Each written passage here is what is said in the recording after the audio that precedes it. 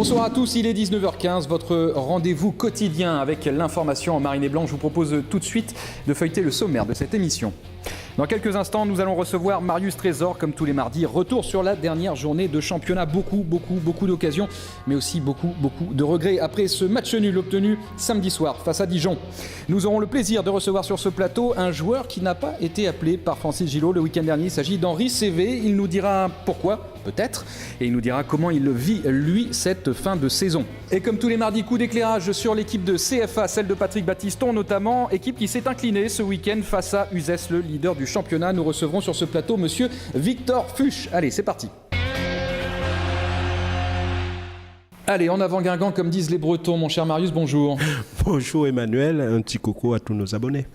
Tout de noir vêtu, Marius, tout comme moi, voilà, parce que... C'est de circonstance. C'est de circonstance, on n'est pas en deuil. C'est la tristesse. Quand même pas. Mais alors, quelle terrible désillusion. C'est la tristesse qui prédomine. Ouais, quelle terrible désillusion, ouais. Donc samedi soir au stade Chaban-Delmas avec cette égalisation dans le temps additionnel. Ouais, c'est répétitif, donc j'aimerais qu'on ne s'y habitue pas, mais... Finalement, si chaque fin de match Bordeaux mène qu'1-0, on va trembler jusqu'à la fin, quoi. Et pourtant, nos concurrents directs au classement, comme disait Alain Devesler aujourd'hui, le directeur général du club, font tout pour qu'on puisse revenir. Ouais, alors vraiment, et ça c'est pas la première fois. Mais moi j'ai compté sur les derniers matchs depuis Nice, bien qu'on ait été gagné après Nice à Brest. Bordeaux, à mon sens, a perdu 9 points. Et quand on voit qu'on a 42 points aujourd'hui, on se dit on pourrait être tranquillement à la quatrième place avec 51 points. Ouais. Parce que la défaite contre Nice, le match nul contre Ajaccio, le match nul, même si c'était à Paris, le match nul ensuite contre Dijon, c'est vraiment des occasions qu'on a laissé passer. Et ces occasions, Marius, je vous propose qu'on les regarde ensemble, tous ensemble. 5e minute, ça commence avec Dijon qui est dans la surface de réparation bordelaise et Kakuta.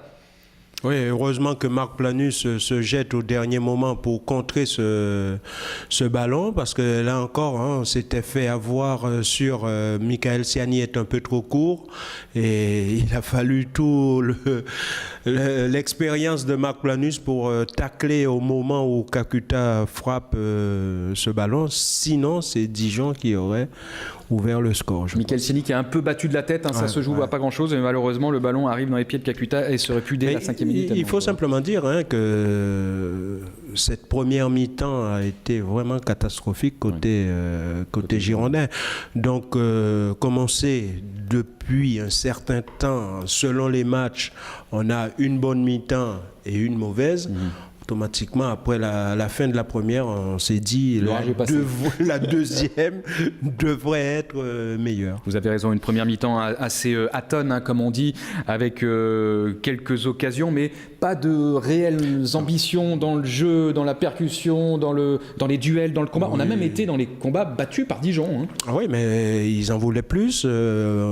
Rien que comme exemple, quand on voit un garçon, on le dit, c'est quand même le plus grand attaquant du championnat et qui s'est fait dominer pratiquement à chaque coup de la tête par Maïté, tu te dis qu'il y a quelque chose qui ne va pas. C'est vrai que Cheikh, la plupart du temps, quand il saute, c'est à contresens. Et je pense que, comme faisait à un certain moment Pierrot Labatte, la potence, parce que il devrait être un point essentiel de l'attaque bordelaise. Et en plus, la plupart du temps, les garçons le cherchent dans les balles aériennes et chaque fois se faire, la plupart du temps, dominer comme c'est. On a l'impression qu'il manque de canne pour pouvoir bien sauter ou simplement le timing n'est pas encore là. Donc, c'est des choses qui s'apprennent. À mon sens, il faudrait quand même qu'il essaie, s'il veut vraiment devenir le grand attaquant qu'il souhaite, qu'il progresse dans ce domaine-là. Et on va préciser pour les abonnés un peu plus néophytes que la potence, il s'agit... avec un ballon. Voilà, il s'agit, comment dire, ça permet, c'est comme une d'un outil qui permet de travailler le jeu de tête, avec des ballons en hauteur. Voilà.